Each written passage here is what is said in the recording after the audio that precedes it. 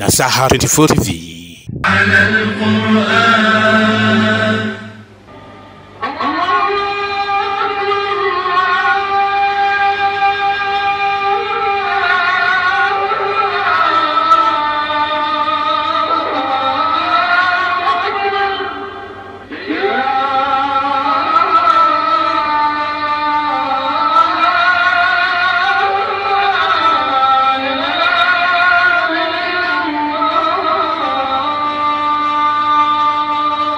amri ni maelekezo ya Allah kwa waja wake.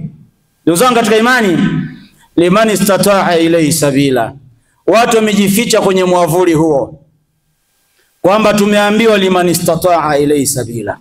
Hiyo ni kwa mwenye uwezo. Anayesema hivyo akaunti yake inasoma a billion of money, lakini hajapata nafasi ya kwenda kuhiji, anasema liman istata'a ilayhi sabila. Pesa anazo, afya anayo, barabara ina usalama, lakini anasema liman istata'a ilayhi sabila. Kipengele hichi ndicho watu wanapojifichia. Ayuha lahibba, ndugu zangu katika imani, hija ni kwa faida yako, lakini pia ni kwa faida ya jamii.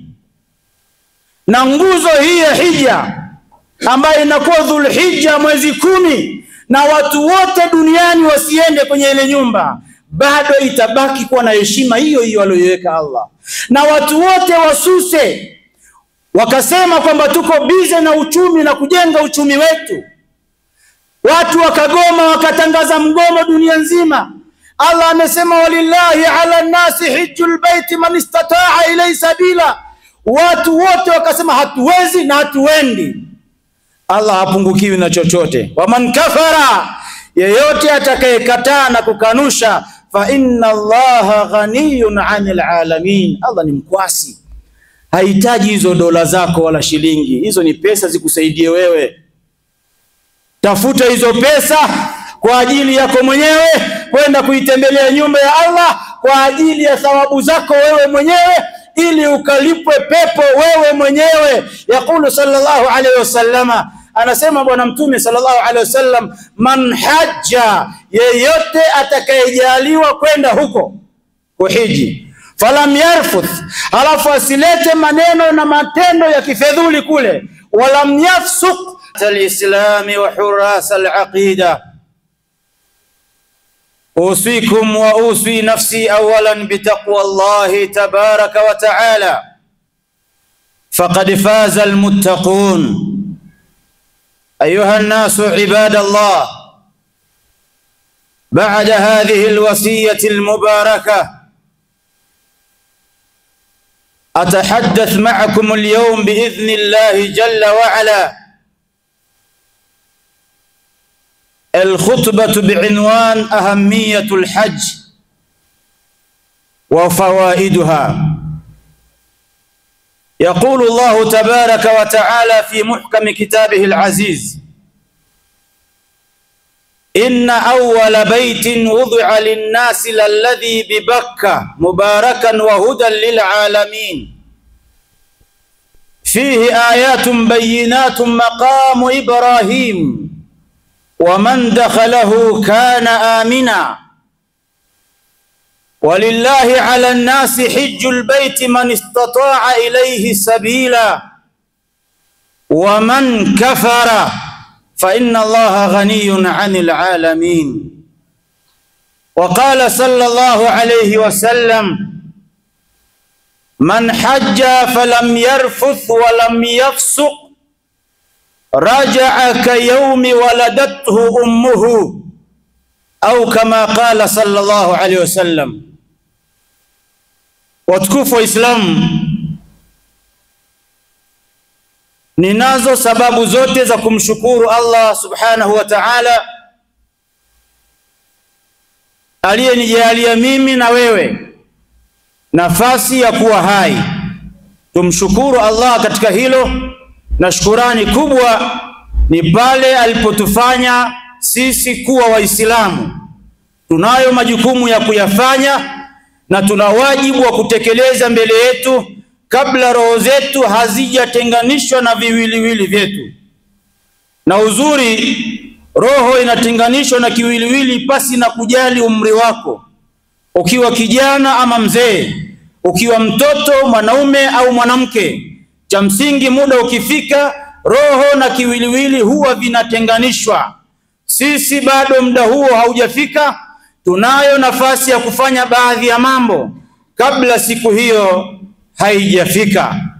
Ayuha alahibba, ndugu zangu katika imani, nitazungumza nanyi leo kwa muda huu mfupi juu ya jambo kubwa, jambo zito, jambo muhimu. Kwa umuhimu wake, Allah subhanahu wa ta'ala kupitia mtume wake sallallahu alayhi wasallama likawekwa katika orodha ya mambo matano muhimu yanayoshikilia Uislamu wangu na Uislamu wako. Hilo jambo si lingine bali ni haji baitillahi alharam. Ni ibada muhimu ambayo watu hawajaichukulia kwa umuhimu huo. Ni ibada iliyosahaulika, ni ibada inayochukuliwa kwamba ni ya watu fulani na sisi wengine hatuhusiki, mpaka imewekwa kuwa ni katika miongoni mwa nguzo 5 za Uislamu. Ni ibada muhimu sana. Ndugu zangu, nguzo ya hija na msimu wake ndio huu. Shawwal imeshaondoka,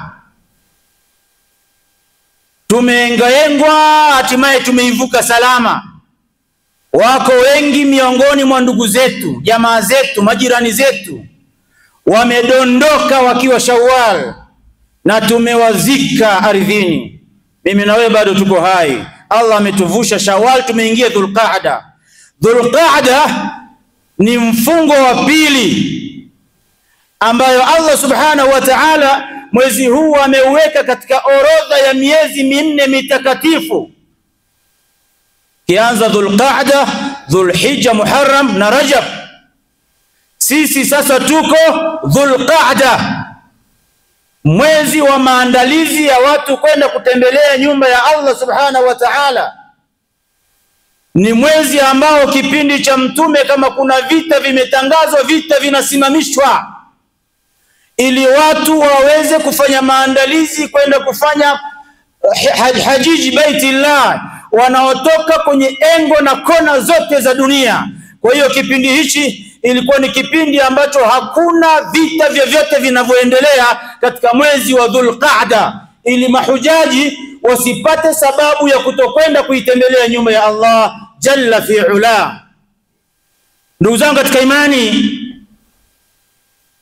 nguzo hii ni muhimu sana. Kwa umuhimu wake, Allah ameeleza mambo haya kwenye Al-Qur'anul Karim. Na Al-Qur'anul Karim ndio kitabu chetu kinachotupa mwanga na mwongozo, wapi inatakiwa tuelekee na nini tufanye. Allah anathibitisha katika Qur'anul Karim na anatuambia sisi ili tulielewe hilo. Ikiwa nyumba yako ni bora, ondoa ubora wa nyumba yako. Ikiwa ofisi yako ni bora, ondoa ubora wa ofisi yako. Allah anasema inna awwala baitin wudi'a linnas lalladhi bibakka, hakika nyumba bora, the best house iliyowekwa kwa ajili ya watu kufanya ibada, lalladhi bibakka, ni ile ambayo iko katika mji wa Bakka. Makka inayo majina mengi sana, miongoni mwa majina ya Makka ni hiyo Bakka. Ummul Qura, Albaladul Amin, Alwad. Nafasi unayo, afya unayo, ila mata, mpaka lini? Ya tujarul muslimin, enyi wafanyabiashara Waislamu, mbona hatuwaoni mkienda haju baitillahi alharam? Au huu wito hauwahusu? Hija imekuwa kwa wenye uwezo, lakini ma'al asafi shadid, wenye uwezo wa zama hizi hawana mpango wa kwenda hija, bali wanawasukuma wasiokuwa na uwezo kwa kuwalipia gharama za kwenda, wao wakiwa wamerelax na maisha. Hii nguzo haiwahusu watu maskini. Nguzo hii ya hija haimuhusu mtu akalipiwa aende, inakuhusu wewe mwenye uwezo. Tangulia wewe, fabda li nafsika, anza kwanza na nafsi yako. Salamu ziende kwa wale wote wenye uwezo na wanafahamika kwa biashara zao na uwezo walionao, lakini mpaka leo hajawahi kukanyaga huko. Tunawahusia wafanye hivyo kabla mali zao hazijaje kugawanywa kwa warithi wao. Alafu pale watakapokaa warithi kwenye meza ya kugawanya mirathi ya mzazi wao, pale watakapokubaliana, moja katika familia akasema kwamba hii pesa miongoni mwa zilizoachwa tutenge fungo tukamhijie mzee wetu, alafu moja katika familia akasema kama alishindwa yeye, hatuna sababu ya kwenda kumhijia. Ndugu yangu Muislamu, usisubiri hiyo siku wakati uwezo unao sasa. Vijana wenyewe wanasubiri ufe warithi hiyo mali, na wakirithi hawawezi kukukumbuka kwa lolote illa ma rahima rabbi, isipokuwa wale ambao watoto wameshaongozwa na Mola siku nyingi. Tunaomba vijana kama hao wawepo, watakaoweza kuketi kwa ajili ya kudiscuss maslaha ya mzee wao waliotangulia na hakubahatika kwenda kuhiji. Lakini kwa nini tusubiri mpaka mtu afe watoto ndo waanze kukujadili tukakuhijie? Na wewe sasa hivi uwezo unao, nenda kachungulia akaunti yako wewe Muislamu. Jambo hilo limewekwa kwenye nguzo miongoni mwa nguzo za Uislamu, na jambo hilo ndilo linaloleta amani na salama katika dunia kwa watu kwenda kuhiji kule. Aloenda anapata salama, alobaki anapata salama na amani. Tukizungumzia hii nguzo kilegelege kwamba bwana ndo kama hivyo ashasema bunia alislamu ala khamsin zahiri, miongoni mwa nguzo hizo hajju baitillahi alharam lilmustati'i au liman istata'a. Tayyib, basi wanafunzi tayyib lilmustati', tuzungumze tulichukulie kwamba ni jambo nyeti, jambo muhimu, na tunaona watu wanatakasal, hawalichukulii kwa umuhimu huo. Unaona fulani uwezo anao hajaenda, fulani uwezo anao hajaenda, fulani pia uwezo anao hajaenda. Hatutaki kujua mali yako umeipata kwa mbinu gani. Sisi tunakutazama bidhahiri kwamba wewe uwezo unao. Sasa kama wewe ulinyonga mtu ndio ukapata hizo mali, wewe uliiba ukapata hizo mali, wewe ulipokonya ukapata hizo mali, kwa hiyo na zile mali za kukupeleka hija inatakiwa ziwe halali. Wewe mwenyewe unajua, bali insan ala nafsihi basira, yumkini uendi hija mpaka leo mali yako sio ya halali. Ikiwa mali yako sio ya halali, unapata nafasi na fursa ipi ya kumpeleka mtu mwingine kwa mali hiyo hiyo ambayo sio ya halali? Kwa nini usiende mwenyewe? Kwa nini usiende kutubu mbele ya Allah subhanahu wa ta'ala, ukayaache madhambi yako huko na urudi hapa kama ulivyozaliwa? Ndugu yangu Muislamu, elewa kwamba haji ni nguzo katika nguzo 5 za Uislamu. Kwa hiyo itekeleze kwa wakati wake, na wakati wake ni huu. Wallahi kuna watu wamepewa uwezo mkubwa, lakini kwa uwezo wake unaona kabisa haufanyii kazi katika ile majukumu yanayotakiwa.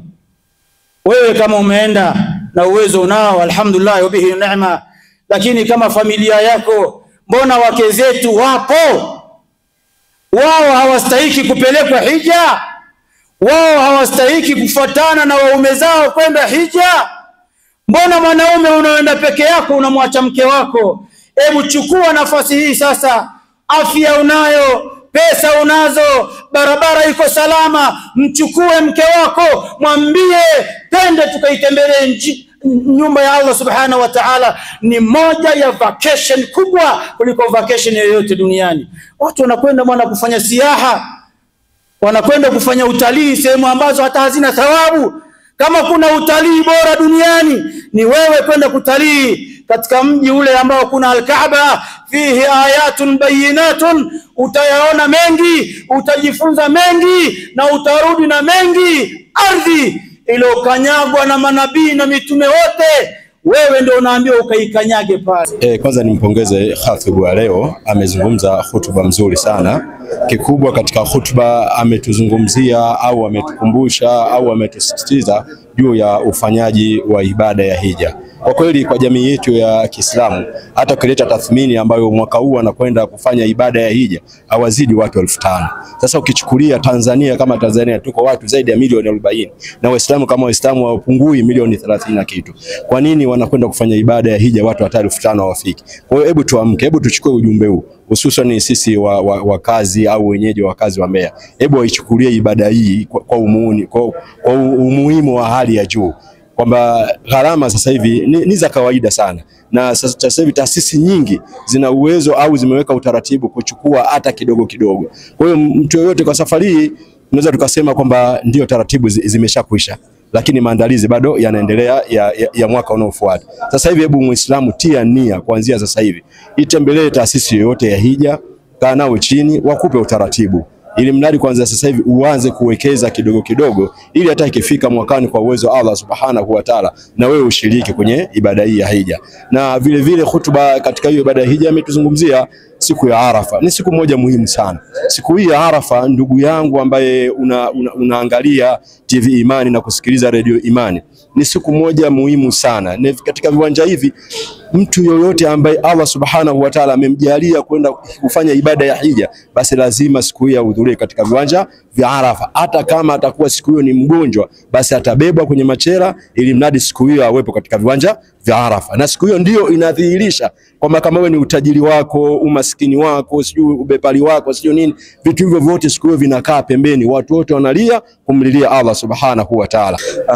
Kuhusu hotuba imezungumza mambo makubwa sana. Jambo ambalo wengi tunajisahau nalo ni nguzo katika nguzo za Kiislamu ambayo ni kwenda hija. Khatibu amezungumza vizuri sana. Tunajificha kwenye kivuli cha uwezo, lakini si sahihi sana kwa jinsi ambavyo tunaizungumza na kuichukulia. Ukweli ni kwamba kama alivyosema Khatib, uwezo watu wako nao au tuko nao, lakini uzito ndio unakuwa kitu kinachotukwamisha. Lakini ni kumwomba Allah atufanyie sahali na wepesi na atukumbushe, na sisi wenyewe pia tuwe wenye kujikumbusha, lakini tuweze kuitimiza nguzo hiyo ambayo matokeo yake au faida zake kama alivyozungumza Khatib ni kubwa sana, ikiwemo iliyokuwa kubwa kuliko zote, kwamba ukirudi amesema Khatib ni kama yule ambaye mtu ametoka tumboni kwa mama yake, kwa maana amezaliwa hana dhambi. Kwa hiyo namuomba Allah atuwafikishe kwa wote ambao hatujafika huko, tuweze kufika na tuweze kufanya ibada hiyo kikamilifu na tuweze kupata malipo hayo ambayo Allah ametuahidi.